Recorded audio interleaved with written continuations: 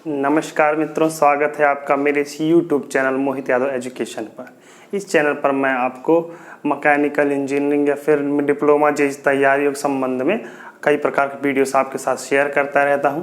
तो आज जो मैं आपको जिस विषय पर बताने जा रहा हूं, जिस विषय के बारे में डिस्कस करने जा रहा हूं, वो है NHPC JEE की सैलरी के बारे में। देखिए, NHPC का फॉर्म आया था, अभी आया था कि आप लोगों ने, कई लोगों ने अप्लाई भी किया होगा और उसकी तैयारियों में भी आप लग गए होंगे। यदि आप चाहते हैं कि उसकी बेटर तैयारी और अच्छी हो सके तो आप हमारा चैनल सब्सक्राइब कर लीजिए, क्योंकि इस चैनल पर मैं आपको मैकेनिकल इंजीनियरिंग से संबंधित कई विषयों के सवाल सॉल्व कराता रहता हूं और जो आपके लिए कई प्रकार के एग्जाम्स में हेल्पफुल रहेंगे। तो आज जो हम लोग जो टॉपिक है वो NHPC JEE की सैलरी के बारे में।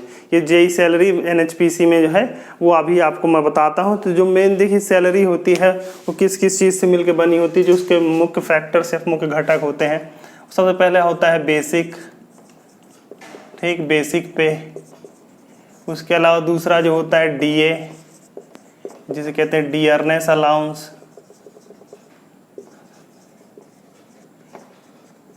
ठीक। तीसरा जो होता है वो HRA, हाउस रेंट अलाउंस।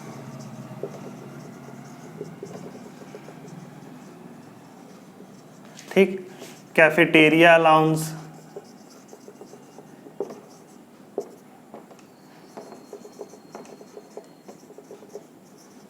ठीक। इसके अलावा जो और भी चीज़ें होती हैं वो इस सैलरी के साथ जोड़ दी जाती हैं। तो एक एक के बारे में आपको बारी बारी से बताता जा रहा हूँ कि NHPC में किस सैलरी के किस फैक्टर के अंदर आपको लगभग कितना प्राप्त होगा। तो देखिए, अगर हम लोग बेसिक की बात करें, बेसिक पे, तो NHPC में जो एडवर्टाइजमेंट दिया हुआ है उसमें बेसिक पे आपका लगभग दिया हुआ है 29,000 से लेकर के दिया है आपका 1,19,500 तक। ये आपका बेसिक दिया हुआ है। देखिए, ये बेसिक जो होता है यही सबसे इम्पोर्टेंट होता है, क्योंकि यही डिसाइड करता है बाकी जो चीज़ें हैं वो कितने कितने मिलेंगे, क्योंकि बाकी जितने भी आपके अलाउंसेस या अन्य प्रकार के कुछ भी है वो सभी इसी के आधार पर तय किए जाते हैं, ठीक। इसके अलावा इसमें एक और पार्ट होता है एरिया कंपनसेटरी अलाउंस, मतलब जहाँ पे भी आपकी पोस्टिंग होती है वो भी इसमें ऐड कर लीजिए,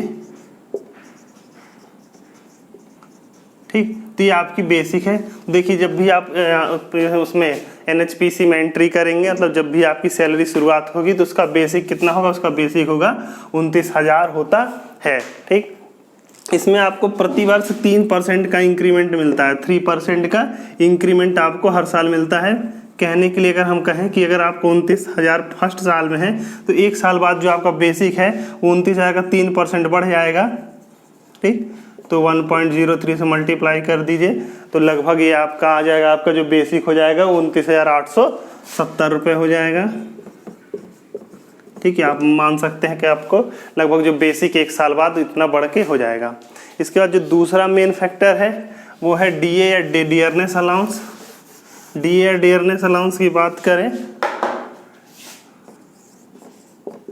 तो इसकी जो रेट होती है ये गवर्नमेंट द्वारा तय की जाती है, ठीक।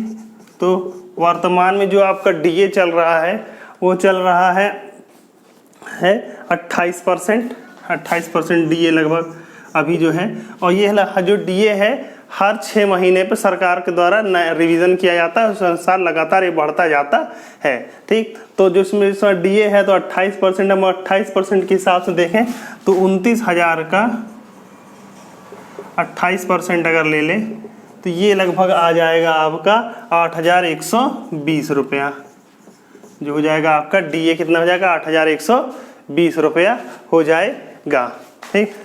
और अगर हम इसके बाद ये DA हो गया, अगर हम लोग HRA की बात करें, ठीक, ये हो गया आपका DA, जिसे महंगाई भत्ता कहते हैं, डियरनेस अलाउंस कहते हैं, ठीक। अब अगर हम लोग HRA या हाउस रेंट अलाउंस की बात करें, हाउस रेंट अलाउंस HRA, तो ये जो होता है सिटी पे डिपेंड करता है किस सिटी में आप लोग रह रहे हैं। तो इन्होंने क्या किया है, इसको 3 कैटेगरी में डिवाइड कर रखा है। एक एक्स टाइप की सिटीज़ है, दूसरी वाई टाइप की सिटीज़, तीसरी जेड टाइप की सिटीज़ है। मतलब उसमें मेट्रो सिटीज़ की महंगाई के हिसाब से उन्होंने क्या किया, सिटीज़ को 3 पार्ट में डिवाइड कर रखा है। तो अगर एक्स टाइप की सिटीज़ है, मतलब जो मोस्ट मेट्रो सिटीज़ होते हैं, उसमें रहने पर आपको लगभग 24% ऑफ बेसिक का 24% जो है आपको अलाउंस मिलता है HRA। ठीक, अगर आप वाई कैटेगरी की सिटी में रहते हैं तो आपको जो मिलता है वो लगभग 16% ऑफ बेसिक मिलता है। ठीक, और अगर आप जेड कैटेगरी की सिटी में रह रहे हैं, मतलब जहां पर आपकी पोस्टिंग है वहां की बात हो रही है, तो अगर आप जेड कैटेगरी की सिटी में रह रहे हैं तो जो आपको बेसिक का 8% ऑफ बेसिक लगभग आपको मिलता है। ठीक, तो NHPC का HRA इस प्रकार से है। तो मान लीजिएगा अगर हम लोग मिनिमम भी लेकर चलें तो 8% मिलेगा। अगर हम लोग को जेड कैटेगरी की सिटी में अगर हम लोग पोस्टिंग होती है तो मान लीजिए तो ये कितना हो जाएगा, 2320 रुपया। 8% मतलब 29,000 का 8% अगर लें तो ये कितना हो जाएगा, ये लगभग आपको हो जाएगा 2320 रुपया। तो ये आपका HRA हो गया। ठीक, इसके बाद अगर हम लोग कैफेटेरिया अलाउंस जो होता है, चौथा जो है ये कैफेटेरिया अलाउंस। ये देखिए, ये अलग अलग कई छोटे छोटे ढेर सारे अलाउंसेस को मिला के बनाया जाता है। तो इसकी जो मैक्सिमम वैल्यू होती है, इसकी जो मैक्सिमम वैल्यू होती है वो 35% हो सकती है। मतलब आपका बेसिक का मैक्सिमम 35% तक हम लोग इसको ले सकते हैं। तो मगर अगर हम लोग 29,000 का 35% लें, 29,000 का 35%, तो ये लगभग आपको जो आएगा वो हो जाएगा 10,150 रुपया। ठीक, ये हो जाएगा 10,150 रुपया। ठीक, अब अगर इसके अलावा जो होता है, अगर आप हैंडीकैप, इसके अलावा हैंडीकैप्ड जो लोग होते हैं, ठीक, विकलांग लोगों को जो अगर जेई है तो लगभग 400 रुपये मंथली हैंडीकैप्ड होने पे कन्वीनियंस अलाउंस, मतलब हैंडीकैप्ड हैं तो उनको चलने फिरने के लिए या फिर उनकी सहायता के लिए 400 रुपये एक्स्ट्रा पर मंथ दिए जाते हैं। तो इसका कहा जाता है हैंडीकैप्ड लोगों के लिए होता है कन्वीनियंस अलाउंस कहा जाता है। इसके अलावा लोकेशन, देखिए इसे क्या कहते हैं, एरिया कंपनसेटरी अलाउंस, मतलब जिस जगह पे आप रह रहे हैं उस जगह पर रहने के लिए भी आपको क्या है, कई प्रकार के अलाउंस दिए जाते हैं। मतलब आप किस एरिया में रह रहे हैं, मतलब आपकी पोस्टिंग कहाँ पे है। ठीक, देखिए हाउस रेंट अलाउंस तो क्या है, हाउस रेंट मतलब आपको जो किराया दिया जा रहा है, मतलब जिस स्थान पर रहेंगे, अगर क्वार्टर लेके रह रहे हैं, मतलब अगर विभाग के द्वारा आपको क्वार्टर दिया जा रहा है, मतलब आवास दिया जा रहा होगा, तब तो आपको HRA प्राप्त नहीं होगा। लेकिन क्वार्टर नहीं दिया जा रहा होगा, वहाँ किराए पर रह रहे होंगे, तब आपको हाउस रेंट अलाउंस दिया जाएगा। ठीक, और एक ही इसके अलावा होता है एरिया कंपनसेटरी अलाउंस, मतलब अगर आपकी पोस्टिंग किसी कठिन जगह पर की जा रही होती है तो उस स्थिति में भी एरिया कंपनसेटरी अलाउंस दिया जाता है।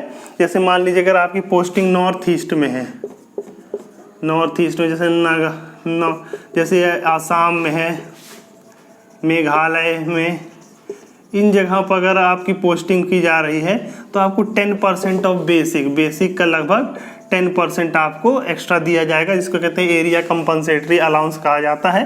तो मान लीजिए अगर हम 29,000 का 10% निकालें तो कितना हो जाएगा, लगभग 2,900 रुपया। ये नॉर्थ ईस्ट में या किसी ऐसी जगह पर रहने पे जो नॉर्थ ईस्ट में पड़ रही हैं। और इसके अलावा लद्दाख, इसके अंदर लद्दाख भी अगर है, अगर आपकी पोस्टिंग लद्दाख में भी होती है तब भी आपको लगभग इतना ही बेसिक का इतना ही कंपनसेटरी अलाउंस मिलता है। लेकिन अगर आपका एरिया किसी डिफ़िकल्ट एरिया में आपकी पोस्टिंग की जाती है, ठीक, काफ़ी डिफ़िकल्ट एरिया अगर कोई हो, डिफ़िकल्ट एरिया में पोस्टिंग की जाने पर लगभग 16% ऑफ बेसिक का 16% तक आपको दिया, एक मतलब अलाउंस दिया जाता है, एरिया कंपनसेटरी अलाउंस लगभग 16% तक। तो ये एरिया है जैसे अंडमान निकोबार है या पोर्ट ब्लेयर है, देख, तो उसके उन जब जगहों पर अगर किसी प्रकार प्रोजेक्ट है, उन प्रोजेक्ट में आपको वर्किंग दिया जाएगा, तो जो आपको होगा कंपनसेटरी अलाउंस होगा वो लगभग 16% से लेकर के 20% तक, 16% से लेकर 20% तक दिया जा सकता है। ये डिपेंड करता है कि आपकी जो पोस्टिंग है उस स्थान की डिफ़िकल्टी किस प्रकार की है।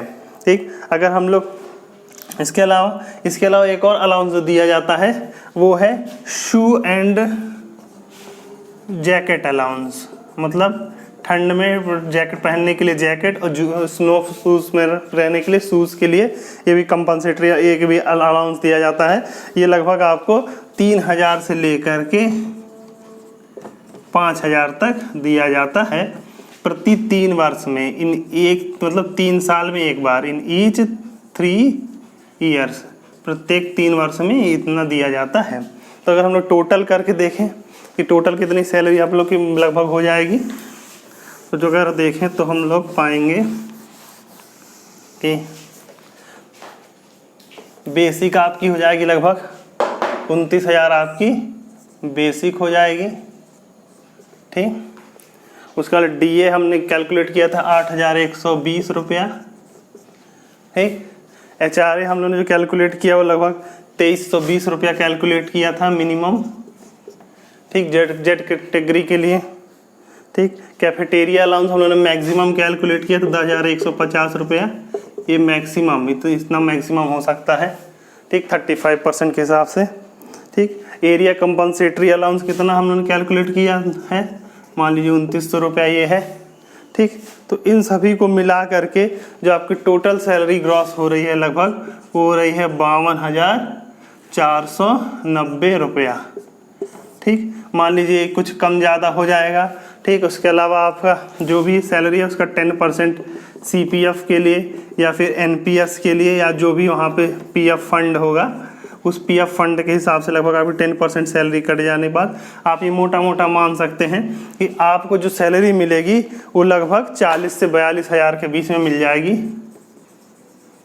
40,000 से लेकर के 42,000 के बीच में आपकी सैलरी हो जाएगी, ठीक फ्रेंड्स। तो ये अगर आप NHPC JEE के लिए अप्लाई किए हैं तो मुझे लगता है कि जो सैलरी आपको लगभग 40,000 से लगभग 20 लेकर 42,000 तक की सैलरी आपको प्राप्त हो जाएगी। ये सैलरी लगभग JEE की सैलरी इसी के आसपास होती है, आप किसी विभाग में जाइए, ठीक।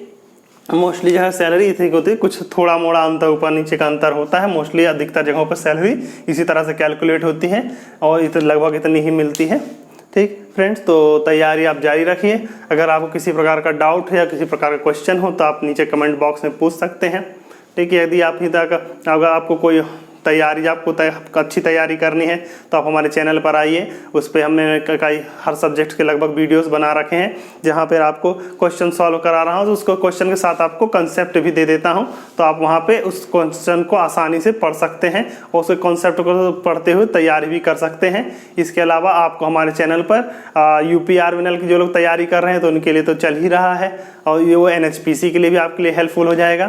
तो बने रहिए हमारे साथ, क्योंकि कोई भी लक्ष्य बड़ा नहीं, हारा वही जो लड़ा नहीं। धन्यवाद।